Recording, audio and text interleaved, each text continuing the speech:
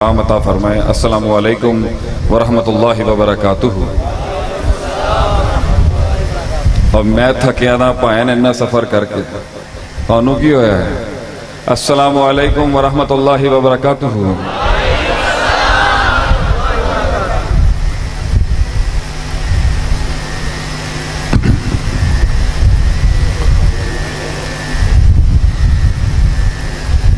جس وقت اس دنیا میں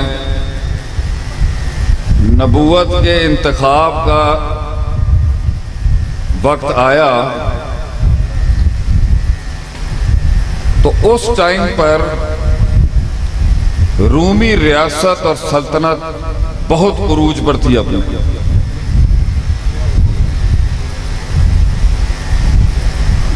مشرق میں فارس، دا پرشین ایمپائر، وہ اس معراج پر تھی، چاہے مینجمنٹ سائنسز ہوں، آرکیٹیکچرل ڈیزائنز ہوں، وارفیئر اسٹریٹجک مینجمنٹ ہو، فلسفہ ہو، کوئی فنون، کوئی فن، کوئی علم، کوئی طبقہ، کوئی فیسٹ، کوئی فیکلٹی نہیں تھی، کوئی کلیہ نہیں تھا جس پر یہ ریاستیں قائم نہیں تھیں اور اپنے عروج اور اپنے معراج پر تھیں فارسی حکومتیں اور رومی حکومتیں۔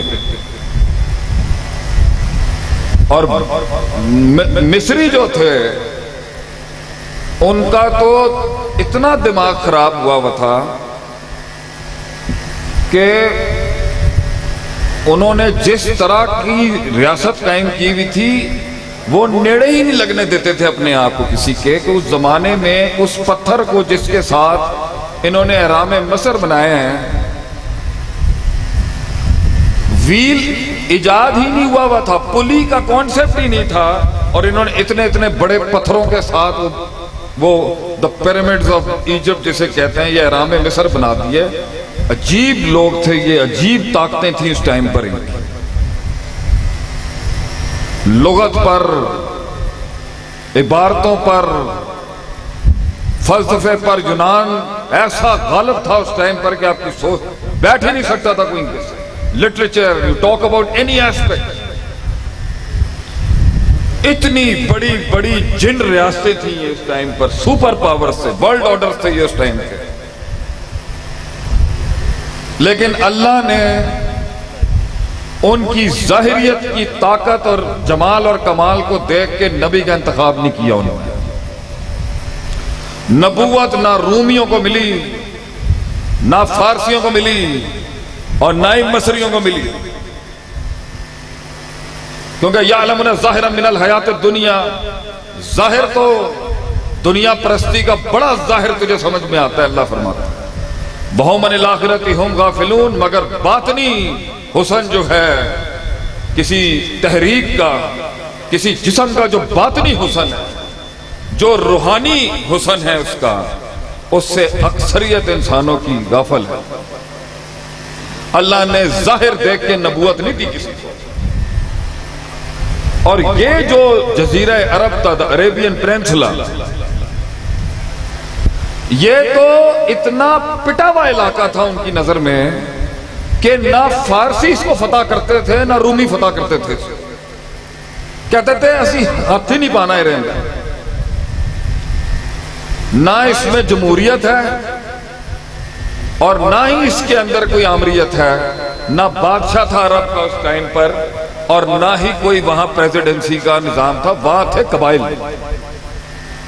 جس دی لاٹھی اور پینس، طاقت معیار تھا وہاں پر حق کا، اور کوئی سلسلہ نہیں تھا جس پر بات ہو سکتی تھی۔ میری مرضی ہے میں گھوڑے دوڑا دوں گا تیرے قبیلے کے اوپر۔ ان لوگوں کے اندر جو مستقل کسی مقام پہ رہنے کے عادی نہیں تھے، جنہیں نومیڈز کہتے ہیں، ہم خانب دو، تھوڑا عرصہ کہیں پہ کنزیوم کیا، کھایا، تو پھر اگلی جگہ پہ جا کے ڈیرا پا دیں گے اپنے۔ ایسے لوگوں کے اندر اللہ نے کائنات کا سب سے اکمل، اعلیٰ، اشرف، انور، ارفع، اعظم احسن اسم تفضیل کے جتنے سیغے میرے نبی پہ قربان کیے جائیں کم ہیں. The best man ever to walk on پوری کائنات کا رہتی دنیا تک قائد اعظم اس دور کا اور آج کا رہبر اعظم اگر منتخب ہوا تو وہ سرزمین عرب سے ہوا. تو ویل للعرب کی باتیں کرنے والوں کو ہمارا پیغام ہے کہ کچھ تو ہوگا نا ان کی ثقافت کے اندر، ان کی روایت کے اندر، ان کی درایت کے اندر کہ اللہ نے ان کے نبی کا انتخاب کیا ہزار برائیوں کے باوجود بھی. کچھ تو ایسی بنیادی اس باغیچے میں کچھ تو ایسی کھاد ہوگی نا جہاں پہ نبوت نے پلنا تھا. نبوت کی پرورش اس مقام پہ ہونے تھی. کوئی تو خاصا ہوگا اس کا. جتنی غلطیاں بھی یہ کر رہے ہیں آج اور کل یا کبھی بھی کرتے ہوں، کچھ تو اس سرزمین کا خاصا ہوگا جب نبوت نے پرورش کرنی ہے اور اعلان جنگ کردنی ہے دنیا کے ہر حیوان کے خلاف. ان اللہ نظر علی قلوب العباد، اللہ نے انسانوں کے دلوں پہ نظر کی فوجد قلب محمد خیر قلوب العباد. پوری کائنات میں اگر کسی سینے کو اللہ نے پسند کیا تو وہ محمد عربی کا سینہ تھا صلی اللہ علیہ وسلم. ون مین ایک اکیلا چاہتا تو اتنی بڑی تحریک، اکیلا ہی کانا تو امت واحدہ تھا میرا نبی. اور یہ انقلاب جو میرے نبی کے مبارک وجود سے اس دنیا میں آیا اکیلا بھی ہو سکتا تھا.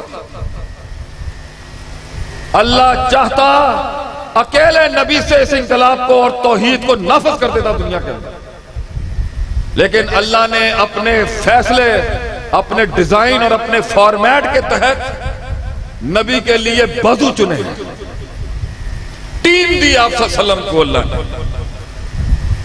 ساتھی دیے. نظام بنانے کے لیے انفرادیت کا انتخاب نہیں کیا، اجتماعیت کی بات کی اللہ نے. جماعت دی آپ صلی اللہ علیہ وسلم کو اللہ نے. اور اس کے بعد پھر نظر کی اللہ نے انسانوں کے دلوں کے اوپر تو سب سے اچھے سینے اللہ تعالیٰ کو اس دنیا کے اندر، جس نے اس عظیم تحریک اور اس عظیم توحید کے نعرے کو مینیفیسٹ کرنا تھا دنیا کے اندر، اللہ کو سب سے عظیم اور سب سے پاکیزہ دل جو ملے وہ ملے صحابہ کو. نبوت عربوں میں آئی یہ ایک خاصہ ہے، لیکن صحبت نبی صرف عربوں سے خاص نہیں ہے. وہ چاروں سمتوں سے آئی ہے آپ صلی اللہ علیہ وسلم سے جڑنے کے لیے. فارس کے ایک صوبہ، فارس کے ایک صوبے کا نام تھا، اس صوبے کا نام تھا جی، یقال لہو جی. اصفہان کے ایک علاقے کے، اصفہان کے صوبے میں ایک علاقہ تھا جی. وہاں سے سلمان فارسی اپنی سرداری کی گدی چھوڑ کے آئے، اور دینی گدی بھی تھی اور سیاسی گدی بھی تھی ان کے پاس. ان کے والد صاحب روحانی پیشوا بھی تھے اس قوم کے، میگنزم اور زوراسٹرنزم کے مذہب کے مجوسی جو تھے اس دور کے، اور آپ سیاسی گدی کے بھی مالک تھے وہاں پر. سہیب رومی روم سے سفر کر کے آئے ہیں نبی کی جماعت کو جوائن کرنے. بلال رضی اللہ عنہ حبشہ سے تعلق رکھ کے اللہ نے نبی کی صحبت کے لیے جو بندے چنے ہیں خود چنے ہیں. اس انتخاب کے اوپر کسی انسان کا حق نہیں ہے کلام کرنے کا. یہ آسمانی انتخاب ہے اور وہ بھی فیصلہ ہے، کسبی فیصلہ نہیں ہے. نہ نبوت محنت سے مل سکتی ہے، نہ عبادت سے مل سکتی ہے، نہ ریاضت سے مل سکتی ہے، اور نہ سیاست سے نبوت مل سکتی ہے. نبوت کا کوئی سلیبس نہیں ہے، یہ وابی ہے، یہ جسے آسمان کا فیصلہ آ جائے اس کو ملتی ہے. اور صحبت نبی بھی کوئی کسبی چیز نہیں ہے، اس کا انتخاب بھی آسمانوں پر ہوا ہوا ہے. اللہ کی مرضی سے سینے دھڑکے ہیں اس دور میں نبی کی طرف سفر کرنے کے لیے.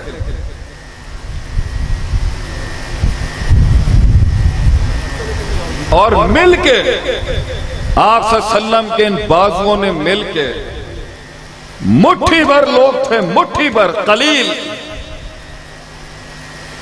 3 بر اعظموں کی، 3 بر اعظموں پہ اپنا جھنڈا لہرا دیا ان لوگوں نے۔ اور ہم سمجھتے ہیں کہ صرف ملٹری ایکسپیڈیشنز، جہادی نظم کے اندر انہوں نے علاقائی کانکر کرنے میں فتوحات کے تحت نہیں۔ میں نے ابھی ایک کتاب پڑھی عربی کے اندر، اس کا نام ہے الادارہ فی دور الاسلامیہ یا فی دور النبویہ، نبوی دور میں کتنے ڈپارٹمنٹ اسٹیبلش کیا آپ صلی اللہ علیہ وسلم نے۔ 30 سے اوپر ڈپارٹمنٹس تھے جو نبی صلی اللہ علیہ وسلم کے سسٹم میں اسٹیبلش ہوئے، 30-35 ادارے تھے جو چلا رہے تھے، اور 4 ادارے تو اسماعیل علیہ السلام کے دور سے چلتے آ رہے ہیں، جب جرم اور اماں ہاجرہ کا الحاق ہوا تھا زمزم کے کنویں کے اوپر۔ حاجیوں کی خدمت، پانی کی نکاسی، پارلیمانی فیصلے اور جنگ جسے ہم کہتے ہیں لوایا، یہ 4 ڈپارٹمنٹ تو اسماعیل علیہ السلام کے دور میں تھے۔ تو نبوی دور کے اندر تو crisis management, human resource management, روحانی تزکیہ، اسپرچویلٹی، آپ نام بولیں اس کلیے کا، اللہ کے نبی نے وہاں پہ ایک صحابی کو ٹرین کر کے الاٹ کر کے علم سکھایا، ایک نظم اسٹیبلش کیا آپ صلی اللہ علیہ وسلم۔ اس پیغام کی جو آسمان سے آیا ہے، اس کی تشریح اور تفسیر کرنے کے لیے ایک علیحدہ بینچ تشکیل دی آپ نے، ججز کی اور قاضیوں کی علیحدہ بینچ تشکیل کی آپ نے، ویمن رائٹس کمیشنز بنائے آپ نے اس دور کے اندر، اسٹریٹجک مینجمنٹ کی ٹیم تشکیل دی آپ نے، وار مینجمنٹ میں خالد بن ولید کو کھڑا کیا آپ نے، اقتصادیات کے اندر آپ صلی اللہ علیہ وسلم نے وہاں پہ قد آور ہستیاں کھڑی کی اور صحابہ نے علم سیکھا آپ صلی اللہ علیہ وسلم۔ خیر اور شر کے بیچ میں فیصلہ تو آسان کام ہے۔ امام ابن تیمیہ رحمہ اللہ علیہ فرماتے ہیں لیس العاقل الذی یعلم الخیر من الشر، شر اور خیر کا موازنہ کرنا کوئی عقل کی بڑی معراج نہیں ہے، وَلَكِنَّ الْعَاقِلَ الَّذِي يَعْلَمُ الْخَيْرَ مِنَ الْخَيْرَيْنِ وَالشَّرَّ مِنَ الشَّرَّيْنِ، جو 2 خیروں میں سے بڑی خیر اٹھا سکتا ہے اور جو 2 شر میں سے چھوٹے شر کو سمجھ سکتا ہے اور بڑے شر کو، یہ بڑا عاقل ہے۔ موازنے سکھانے کی بینچ سکھائی آپ نے، بچوں کی تربیت کے ڈپارٹمنٹس بنائے ہیں، اس پہ صحابی الاٹ کیے ہیں آپ نے۔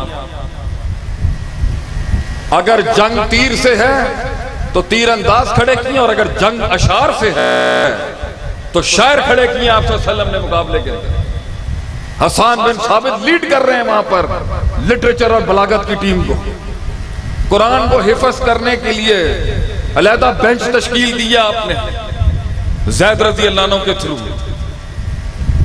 اس دور میں جو مسئلے تھے، اس دور کے بعد عالمگیری فتوے دینے کے لیے ایک علیحدہ اجتہادی بینچ آپ نے تشکیل دیا کہ فتوہ ان کا ڈپارٹمنٹ، اس میں عام آدمی نہیں بات کر سکتا۔ کتنی کاؤنسلز بنائی ہیں آپ نے، سیاسی امور کے اوپر آپ نے علیحدہ بینچ تشکیل دی ہے۔ وہی بینچ 9 رکنی اوس اور خزرج، 5 انصار اور 4 مہاجرین کی بینچ کے ساتھ حضرت عمر نے اپنے دور میں بینچ تشکیل دی ہے۔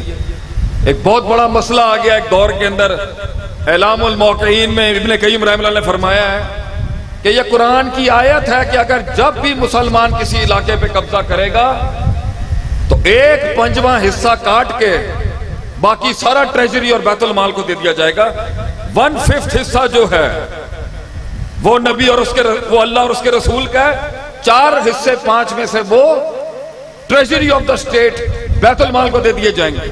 یہ قرآنی حکم ہے اور سری نص ہے اس کے اوپر۔ تو ساسان جب فتح کیا سعد بن ابی وقاص نے، تو اس ٹائم پہ حضرت عمر نے فیصلہ سنایا میری سلطنت بہت بڑھ گئی ہے، اور ہر چیک پوسٹ کے بیچ کے اندر میرا خرچہ بہت زیادہ ہو رہا ہے ریاست کی بارڈر کو سنبھالنے کے لیے، تو مجھے ساسانیوں کا جو بھی مال وار بوٹی جو بھی غنائم وہاں پہ اکٹھے ہوئے مجھے چاہیے۔ اختلاف ہو گیا وہاں پر، بڑے بڑے فقہاء صاحبہ نے اختلاف کیا، بڑی علمی بینچ نے اختلاف کیا کہ سری نس کے مخالفت کیسے ہو سکتی ہے، یہاں پر کیسے عدول کریں گے آپ اس سے۔ بینچ بیٹھا، حضرت عمر کو بلایا گیا اور کہا دلیل پیش کریں آپ اپنی اس کے اوپر، کیا اصول ہے آپ کے پاس کہ آپ سری جزوی مسئلے میں کس قاعدے سے نس سے عدول کریں، کس قاعدے سے آپ پیسے مانگ سکتے؟ پیش کی حضرت عمر نے دلیل کہ لا تکونوا دولتم بین اغنیائکم، میرے پاس ایک کلی قاعدہ شریعت کا، دولت ایک ہی حصے کے اندر ایک ہی حصے میں بند نہ ہو جائے، شریعت کے کلی مزاج ہی نہیں ہے کہ دولت ایک حصے میں پھنس جائے، اس کی فراوانی شریعت کا اصل اصول ہے، میں اس کے تحت مانگ رہا ہوں۔ بہرحال اس بینچ نے فیصلہ سنایا، ایسے ہزاروں فیصلے صحابہ نے کیے ہیں ہمارے جیسے نکموں کے لیے کہ ہم سیکھ سکیں ان سے، خیر کیا ہوتی ہے وہ انہوں نے بتائی ہے اور شر کیا ہوتا ہے وہ انہوں نے بتایا، زندگیاں کھپا دی انہوں نے، صرف ایک آیت کے پیچھے 6 مہینے کا سفر کیا ہے، 6 مہینے کا۔ میں نے امریکہ سے آنے کے بعد ان مدرسوں کی خاک چھانٹی ہے اور الحمدللہ فخر کے ساتھ مولانا عتیق اللہ سلفی کی مار کھائی ہے حفظہ اللہ تعالی۔ میں سمجھ سکتا ہوں پلیٹ میں نہیں ملا، ہمارے خاندان کے اندر کوئی ایسا نہیں ہے جس نے خاندان میں کوئی علمی ورثہ ہو ہمارے پاس، میں سمجھ سکتا ہوں قدر یہ کس طرح ملتا ہے اور کتنی مار کھانی پڑتی ہے اور کتنی جنگیں لڑنی پڑتی ہیں معاشرے میں اپنا قد منوانے کے لیے۔ تو 6 مہینے سفر کیے ہیں ان لوگوں نے ایک حدیث اکٹھی کرنے کے لیے، 6 مہینے کا سفر۔ وہ سلمان فارسی کا قصہ مسند احمد میں میرا کلیجہ پھاڑ گیا، یہ جواب کہ وہ جب پہلی بار سفر کر کے گئے، گھر چھوڑا، سرداری چھوڑی، دولت چھوڑی، زبان چھوڑی، کھانے چھوڑے، لباس چھوڑا، معاشرت چھوڑ دی، ہم یہاں سے اپنا بستر نہیں چھوڑ سکتے، اور اس جوان نے وہاں پر اپنی زندگی داؤ پہ لگا دی۔ فارس کی بڑے سے بڑے خاندان کا رشتہ سلمان فارسی کو مل سکتا تھا رضی اللہ تعالیٰ، بڑے سے بڑا چودھریوں کا رشتہ ان کو مل سکتا تھا، باپ اتنا بڑا زمیندار تھا، آپ کی سوچ ہوتی، کیا ضرورت تھی اس کو گھر چھوڑنے کی؟ کیوں؟ کیونکہ ایک جگہ سے توحید کی آواز آ گئی وہاں پر، اس نے ایک اذان سن لی ایک مذہب کی کہیں کی جس میں اللہ کا ذکر تھا، یا تو 5 بار منبر پہ بولتا ہے ہمارا غریب، حی علی الصلاح حی علی الفلاح، ایتھے نہیں دل تڑک دے کسی دے۔ سلمان فارسی نے صرف ایک آواز سنی اس کنیسے کے اندر اور جم گیا وہ آدمی کہ میں نہیں کر سکتا، گدی موجود ہے، سرداری موجود ہے، چودراہٹ موجود ہے، منسٹری موجود ہے، کھانے کھاپے موجود ہیں، کس چیز کی کمی ہے اس شخص، لیکن وہ چل پڑا، پہلے کے پاس گیا جرسلم، وہاں مارے کھائیں، وہ 2 نمبر نکلا ہے اندر سے، وہ 2 نمبر مذہبی پیشوائی 2 نمبر نکلا، زکاتیں کھاتا تھا وہاں پہ لوگوں کی، ہڑپتا تھا زکاتیں اللہ کے نام پر، پھر بھی نہیں بھاگے، ڈٹ کے اپنے نفس کا مقابلہ کیا اور علم کی خدمت کی، استادوں کا لوٹا اٹھایا۔ وہ فوت ہونے لگ گیا، پوچھا ہن میں کتھے جاواں، میں تے اتنا سفر کاٹ کے آیا علم سکھن واسطے۔ انہوں نے کہا بھئی ساڈی ٹائپ دا ایک اور بندہ ہی دنیا چ ہے، تو اج کل تو عراق چلا جاتا، پھر عمریہ چلا جا، کدی شام کدی عراق، دھکے علم کے حصول کے لیے، حق کو گلے لگانے کے لیے دھکے ہی دھکے ان کی زندگی۔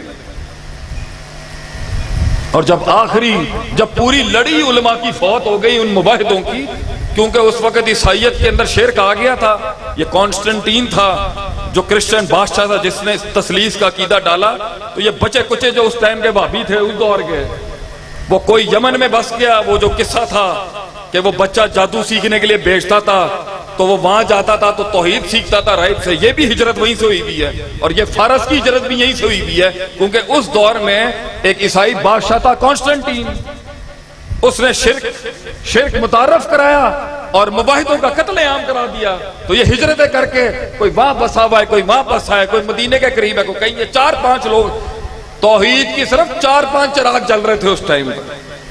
تو جب سارے چراغ بجھ گئے تو کسی اس آخری مرنے والے عالم نے اس کو کہا کہ ہون ایک آخری نبی آئے گا تو آخری امید ہے اس دنیا دی بس. تو اس کی کمر کے بیچ میں ایک مہر نبوت ہوگی, کچھ پہاڑی علاقے میں آئے گا, صدقہ نہیں لے گا, ہبہ لے لے گا, تحفہ قبول کر لے گا, مگر صدقہ زکات نہیں لیتا نبی علیہ الصلوۃ والسلام. تو بندہ کہے یار میں بندہ تو دماغ کہے کہ میں what should I do now؟ میں نے باپ کا گھر چھوڑا, میں نے دولت چھوڑی, میں نے سرداری چھوڑی, میں نے پیسہ چھوڑا, میں نے سیاست چھوڑی, میں نے طاقت چھوڑی, میں نے پروٹوکولز چھوڑ دیے, یہ ڈالے چھوڑ دیے, یہ لینڈ کروزریں چھوڑ دی, سب کچھ بوتے مار کے آ گیا میں نا. پنڈا تھاواں تے آ گیا میں علم پڑھن واسطے. جتھے میں جانا اتھے مولوی مر جانا. مطلب بندہ کہندا عقیدے دی کمزوری نہ آ جائے بندے دے اندر, یار میں جتھے جاندا ہوں تو استاد ہی مر جاندا ہے میرا. اب پوری لڑی فوت ہو چکی ہے اب اہل حق کی.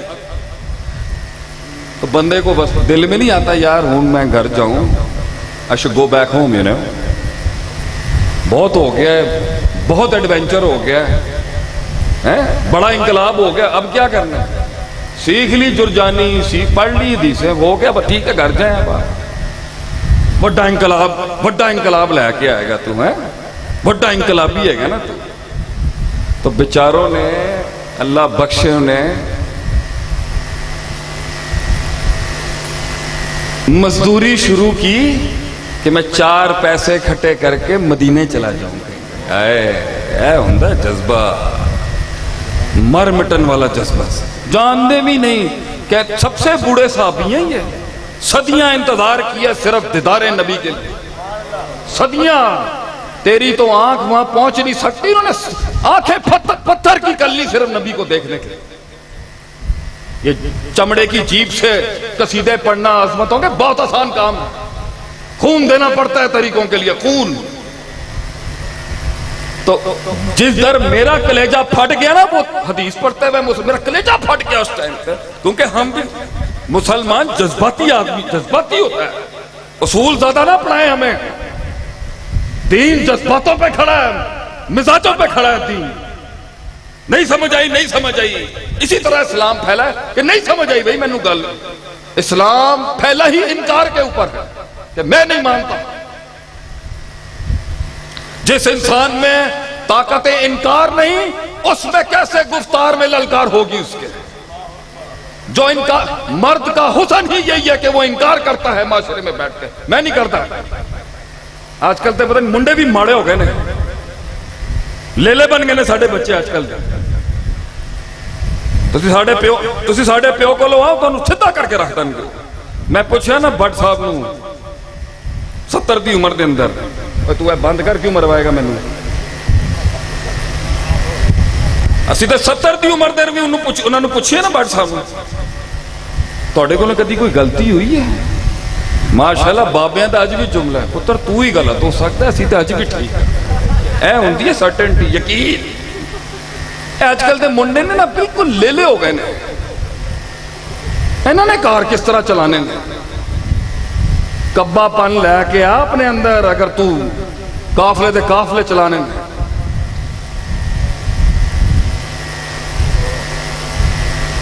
تو بندے نو شک آئے کہ میں کہاں پھنس گیا ہوں, میں کتنے پھنس گیا یار. سلمان فارسی نے وہاں محنت شروع کی اور 4 پیسے کھٹے کیے,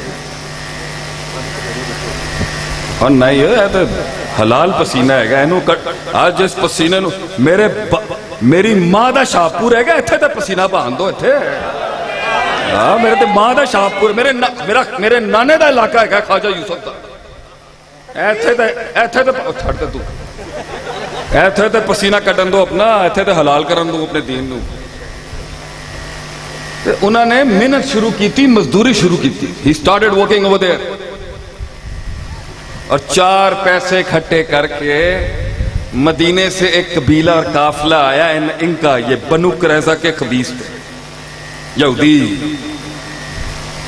سلمان فارسی نے کہا ان کو, بنو قریظہ کا نہیں تھا, دوسرا قافلہ آیا اور ان کو کہا میں اس علاقے کی تلاش میں ہوں, میں نے 4 پیسے اکٹھے کیے ہیں, سنا ہے آخری روشنی اسی علاقے میں ہی آئے گی. وہ زندگی کیا جس میں انتظار نہ ہو, یہ بھی کوئی زندگی ہے جس میں انتظار نہ ہو. جلدی چاہیے آج کل کے لوگوں کو, جلدی. وہ عشق کیا جسے محبوب مل جائے اس دنیا میں, تلاش دیکھ ان کی تلاش. اور یہ کلام کرتے ہیں ان کے اوپر, تلاش دیکھ تو ان کی. انہوں نے سلمان فارسی کو اکیلا کلا دیکھا کہ کلا بندہ ہے کیا, انہوں نے بنو قریظہ کے ہاتھوں نے غلام بنا کر بیچ ڈالا. بیٹا چودھری جان سکتے ہیں نا, چودھریاں دا غم کی ہوتا ہے. گدی بڑی تھی, ہم سمجھ سکتے ہیں اس صحابی کی تکلیف کیا ہے. چھوٹے موٹے گھر سے نہیں آیا تھا, بڑا چودھری تھا اپنے علاقے کا, بڑا ناسی ہوا. اور عرب اس دور کا اصول ہے, غلامی ملتی بد نصیبیوں سے ہے, چھڑوانے کے لیے دمڑی دینی پڑی, نوٹ چاہیے چھڑوانے کے. غلامی سے آزادی نہیں مل سکتی اس دور, پیسہ چاہیے. صدیاں گزر گئیں, سلمان فارسی بنو قریظہ کے اس سردار کے گھر پہ غلامی کی نوکری کے اندر پتھر کے ہو گئے بیچارے, آنکھیں پتھر کی ہو گئیں. سنا تھا کچھ ہواؤں سے سنا تھا کہ سید الکونین کوئی سید الانبیاء آئے گا اسی مدینے کی وادی میں. تو ایک دن درخت پہ چڑھے ہوئے سلمان فارسی, درخت پہ چڑھے, کھجورے اتار رہا بیچارے. عمر گزر گئی ہے مگر محبوب نہیں ملا بیٹا. صرف فارس کے اندر ایک دن کھیتوں پہ جاتے ہوئے ایک آواز آئی تھی, پتر تجھے 5 بار آتی ہے اور تو نہیں جاتا. اسے ایک آواز آئی اور اس نے اپنے 50 سال دیتی ہے اس انتظار پر. ایک آواز سنی تھی اور چاہتے تو اپنی آواز کا قتل کر کے بیٹھ سکتا تھا, لیکن فطرت فاقم وجہک للدین حنیفہ فطرت اللہ التی فطر الناس علیہ. فطرت نے اس دن قبول کیا, چاہے آگے منزل کا ہے یا مقام ہے, یعنی فطرت نے قبول کیا. تو وہ آیا, اس کا کزن نے آ کے جب کہا نا اس سردار کو, وہ قبا میں پارٹی آ گئی ہے, وہ انقلابی پارٹی قبا میں آ گئی ہے جو نبوت کا دعوے دار ہے اس پورے سلسلے. تو جذبات اس طرح جسم میں دوڑے کہ سلمان فارسی بھول گئے کہ میں غلام ہوں, اور اپنے مالک سے زیادہ جلدی گھس کے قریب میں پوچھا, کون آیا, کون آیا. ظالم نے سلمان فارسی کی گال پر تھپڑ رسید کر دیا. جا پیچھے ہٹ, اوقات سے رہا اپنی, بڑا آیا سوال کرن والا سامنے. گئے چھپ کے گئے, ادھر ادھر سے گئے. پہلی تو پوری ہو گئی ہے, مدینے میں آ گئے. دوسری پوری ہے, میں چیک لے لوں زکوٰۃ لیتے ہیں نہیں لیتے ہیں. اتنا سا ٹیبل تھوڑا سا تیار کر کے نا, کھانا کھونا لے کے گئے آپ صلی اللہ علیہ وسلم کی خدمت میں. کہا یہ ہدیہ, یہ صدقہ ہے. آپ صلی اللہ علیہ وسلم نے اپنی جماعت کو دے دیا. بڑے غریب, بڑے کمزور لوگ تھے جماعت. آپ نے کہا انہیں دے دیں, ہم صدقہ نہیں لیتے. کیا دوسری بھی پوری ہو گئی. چیک, دل کی دھڑکنیں تیز ہیں. امام الانقلاب, امام الانبیاء سامنے کھڑا, لگن دیکھیں آپ. لگے کہتے ہیں نا کس طرح راج کیا 3 بر اعظموں کو. اور دیکھ رہے ہیں اللہ کے نبی نے دیکھا کہ یہ کوشش کر رہے ہیں میرے کندھوں کو دیکھنے کی. آپ صلی اللہ علیہ وسلم دنیا کے ذہین ترین انسان تھے. سمجھ گئے آپ صلی اللہ علیہ وسلم یہ کیا دیکھنا چاہ رہے ہیں. آپ نے اپنی پوشاک اتاری اور سلمان فارسی کو اپنی دو کندھوں کے بیچ دیکھنے کی اجازت دی. اور وہاں چھپی تھی تیرے نبی کی مہر نبوت، جس پہ وہ مہر نبوت کے اس کے بعد کائنات میں نبوت کے لیے کوئی کوالیفائی نہیں کر سکتا. یہ آخری ہے، ختم لگ رہی ہے اس سلسلے کے اوپر. اور یہ دیکھنے کے بعد 50 یا جتنے سالوں کا وہ جو جگر کے اندر درد تھا وہ پھٹ پڑا آنکھوں سے، آنسوؤں کے دریا بہا دیا اور دل پھٹ گیا ان کا روتے روتے. اور انہوں نے وہ ہم سمجھ سکتے ہیں کیا کچھ نہیں ہوگا اس سینے میں. روز وہ مرد چھپاتا ہوگا اپنی تکلیفوں اور درد کو کہ میں یہاں آیا ہوا کیوں. وہ زندگی کیا جس پہ کلیجوں کے اندر تو نے راز نہ چھپایا. وہ زندگی کیا جس کے اندر تو نے کلیجے کے اندر بڑے بڑے راز نہ چھپائے ان لوگوں کے. لازم تھا میں نام لے لیتا ہوں کا، ظرف تھا اس لیے زبان کو لگام دیتے. تو یہ صحابہ جنہوں نے اس 3 بر اعظموں میں اپنا ڈنکا منوایا، یہ نارمل لوگ نہیں تھے بچوں. یہ اگر نارمل لوگ ہوتے تو یہ نارمل کام کرتے.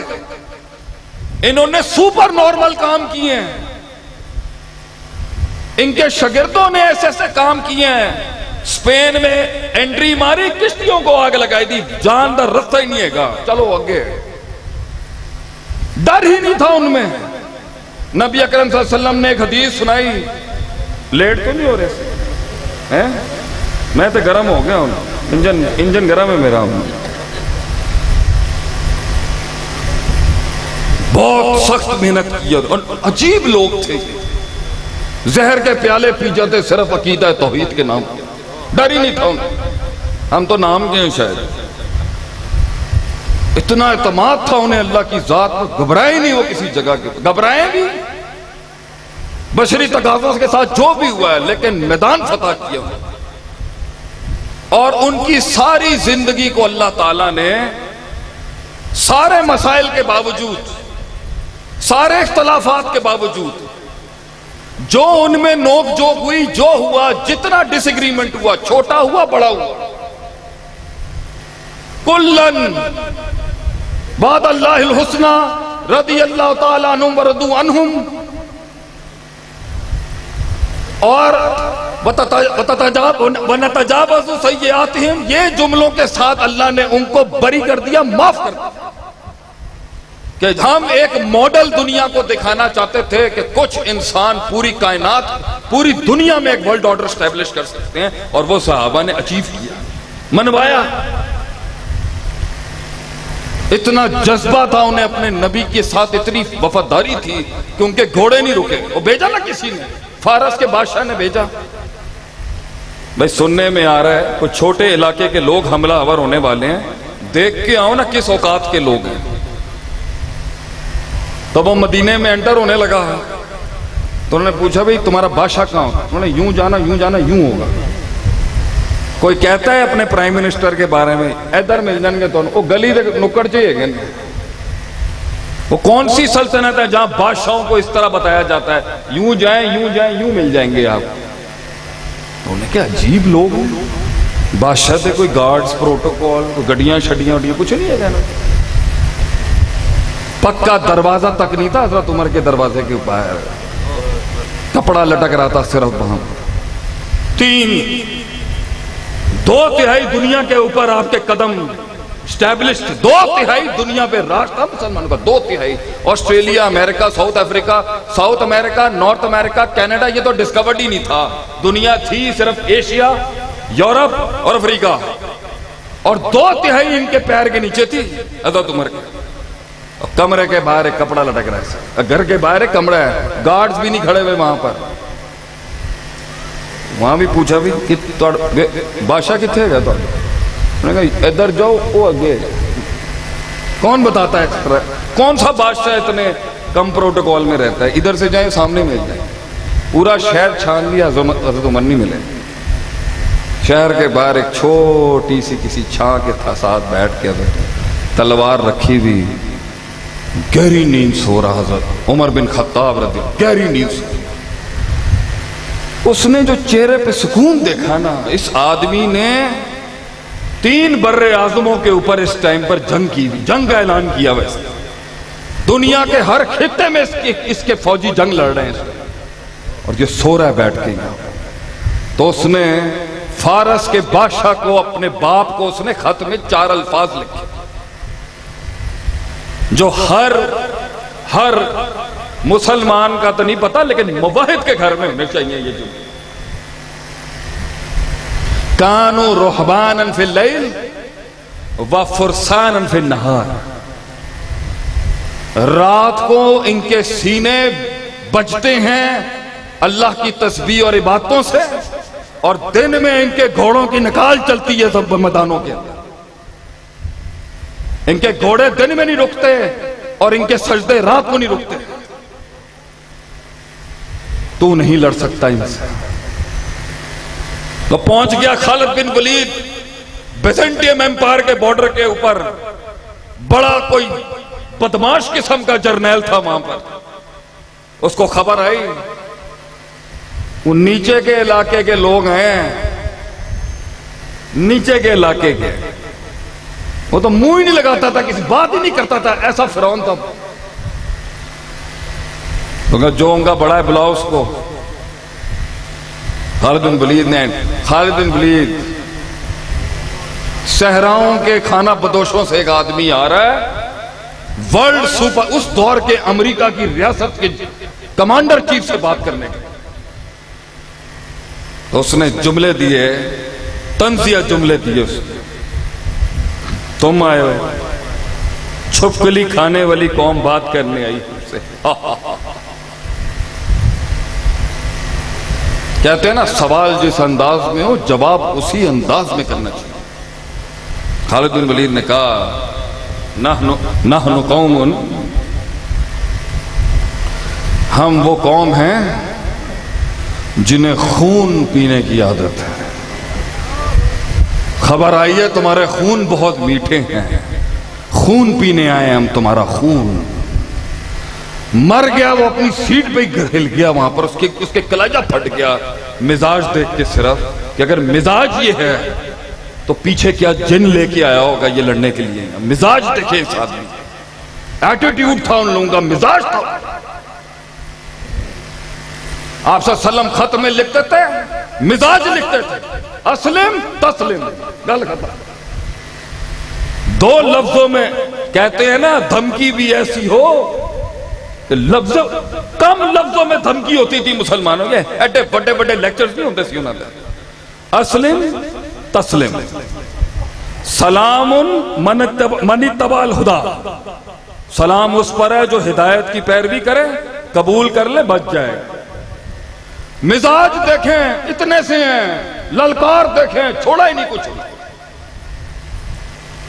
سعد بن ابی وقاص کو خط لکھا حضرت عمر نے کہ اگر مجھے تمہیں میرا یہ خط مصر کے بارڈر میں انٹر ہونے سے پہلے ملیں تو بارڈر میں مصر میں داخل نہ ہوئی، واپس آ جائیں.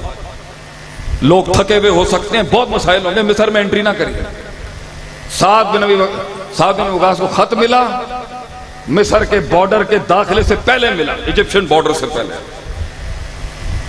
سعد بن وقاص جانتے تھے کیا خلیفہ وقت نے کیا کہا ہوگا. انہوں نے خط ہی نہیں کھولا، لگا گھوڑے چلاؤ یہاں سے آگے، خط وہاں جا کے کھولیں گے، مجھے پتا ہے خط میں کیا آیا ہوگا. شوق تھا انہیں اپنے نبی کا پیغام پہنچانے کا آگے تک. ایسی حکومتیں قائم کی انہوں نے بغیر کسی خوف کے. عورت سفر کرتی تھی اس دور کے اندر، اور علی منہاج النبوہ ہے ہی یہی منہج کہ پھر ایک دور آئے گا کہ عورت سفر کرے گی اور بھیڑیا بھی اس پر ہاتھ نہیں ڈال سکے گا، اور مسلمان عورت پہ ایک بھیڑیا ہاتھ نہیں ڈال سکے گا. اتنی خیر وہ لے کے آئے امت کے لیے. وَلَيْسَ فِي الْأُمَّةِ كَالصَّحَابَةِ فِي الْفَضْلِ وَالْمَعْرُوفِ وَالْإِصَابَةِ. کوئی نہیں ہے اس امت میں ان کے جیسا، نہ فضل میں، نہ معروف میں، نہ ان کی اصابت میں، کوئی ٹکر کا نہیں ہے. وَشَاهَدُ الْمُخْتَارَ وَآيَنُ الْأَسْرَالَ وَالْأَنْوَارَ. انہوں نے وہ دیکھا ہے جو تم نہیں دیکھ سکتے، اور انہوں نے وہ مدد کی ہے اس دین کی جو تم نہیں کر سکتے۔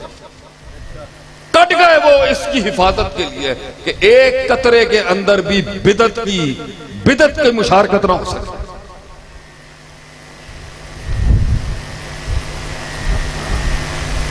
اب ان کے اندر مسائل بھی ہیں، ہم اس چیز سے تھوڑی منکر ہیں کہ مسائل نہیں، مگر جو کلی خیر ہے، جو کل انہوں نے اس گلدستے میں دیا ہے مسلمانوں کو، اس کے جزوی شر کے اندر اس کی کلی خیر کو کیسے ڈینائی کر سکتے ہیں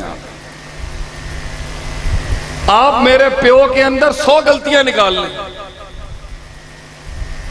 میں آپ کے پیو میں 100 غلطیاں نکال لوں، آپ کے خاندان میں 100 غلطیاں نکال لوں، اور یہ بچوں کو تو آج کل بڑا شوق ہے نا بیٹا، لیکن ابویت کا بوجھ کیسے اٹھا کے پھینکے گا کہ باپ ہے وہ تیرا، وجود دیا اس نے تجھے اللہ کے حکم سے،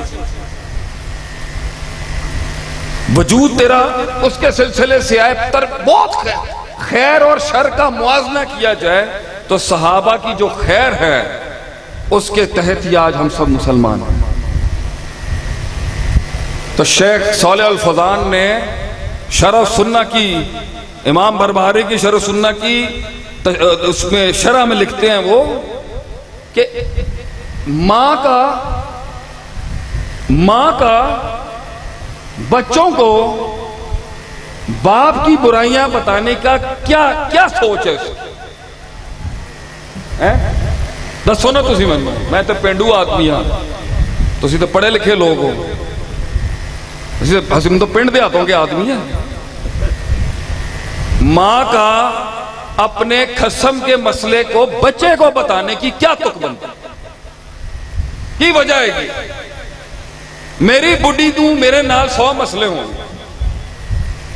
and I might be having 1000 problems with her، میرے پتر کو میرے مسئلے بتانے کی کیا تو کیا باپ کی عزت کم کرنی ہے، باپ کا رتبہ گرانا ہے تُونے بچوں کے آگے؟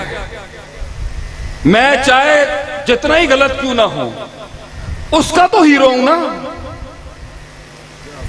اس کا تو ہیرو ہوں، اس کا تو شیر پہ ہوں میں اس کا۔ اور بات ہے اللہ نے ہمیں قوم کا بھی ہیرو بنا کے رکھا۔ ٹائم ہو گیا جی، بس ختم کر رہا ہوں۔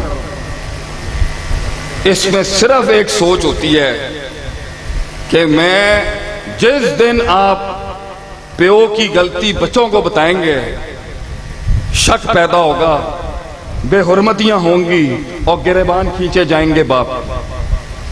صحابہ کے مسائل کو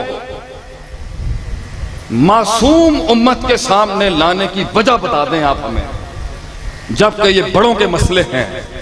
اس عزت کو اگر بزرگوں نے 1400 سال سے ایک بند ڈبے میں خاص جگہ پہ رکھا ہوا ہے تو خاص جگہ سے نکال کے بچوں کو بتا کے کیا مل جائے گا؟ باپ اور ماں کی لڑائی کے اندر دونوں کو غلط ثابت کر کے یا صحیح ثابت کر کے کیا مل جائے گا؟ رشتہ ٹوٹ سکتا ہے کیا؟ بچے کا نہ ماں سے رشتہ ٹوٹ سکتا ہے نہ پیو سے رشتہ ٹوٹ سکتا ہے۔ تو صحابہ سے رشتہ آپ چاہ کے بھی نہیں توڑ سکتے اپنا، کیونکہ سند ہی نبی تک صحابہ سے جاتی ہے۔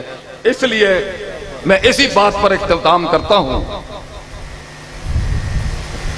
کہ اللہ نے ان کو القابات دی ہیں کہ وہ اللہ ان سے راضی ہے، ان کے خلاف بولنے کے اندر کوئی خیر نہیں ہے۔ کئی سنی بات میں جو غلطیاں تھیں وہ ساری میری ہے۔